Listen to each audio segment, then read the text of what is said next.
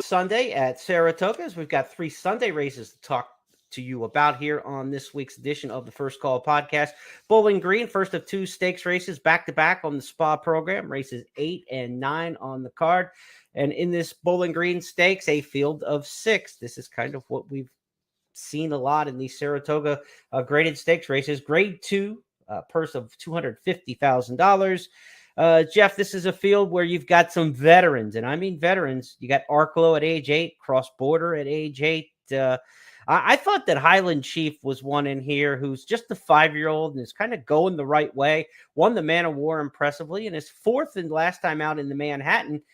Didn't look as bad as maybe you thought when a horse like Ed Hamo came back and won the United Nations. The second place finisher came back to win the Grade 1 UN next time. So Highland Chief bounced a little bit last time, but I'm going to give him a shot on the return. Who did you like in the Bowling Green? Well, speaking of Highland Chief, if you look at this race, I mean, does he not have to fall into the lead? I mean, I know he did that when he won the Man of War. He went 3/4 at 17.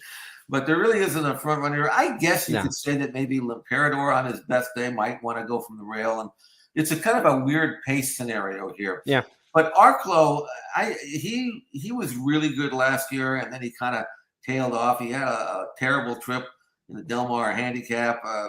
Really should have won that race, and they got beat a neck in the Turf Cup, and then he was stale in the Classic, and they put him away. Now he's back, and he's been gone for like 9 months. Right. I like the way he's been training, though, and I think he's the kind of horse that has run well fresh in the past, and maybe the time off, even at age 8, will be beneficial. This was a bullet work here. 48 breezing, fastest of 55. You can see how easily he's going. He's sharp. He's eager. He's feeling good.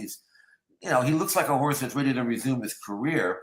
Sometimes it's tough to get 8-year-olds to win off a layoff because you don't want to work them too hard, and you usually leave something to work with and race them into shape, and it might be the case here for Brad Cox.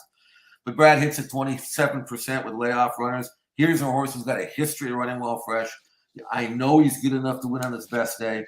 So I went with Arklow on top, but Highland Chief, to me, if he were to run back to either one of his last 2 races, again, both triple-digit buyer performances, he certainly has a very good look here. Cross Border, 6 for 8 lifetime on this turf course, including a win in last year's Bowling Green. He's the defending champ. Rock Emperor, we didn't mention that, Chad Brown trainee. Late runner, was runner-up in this race last year, but Rock Emperor comes from well off of it, and there doesn't seem to be a lot of pace in here.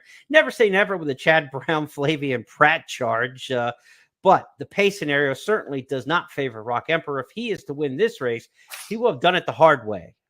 Certainly without any pace help. But Arklow, the veteran, could be a big weekend for Brad Cox if you've got anything to say about it. You got Arklow here, and then on the West Coast,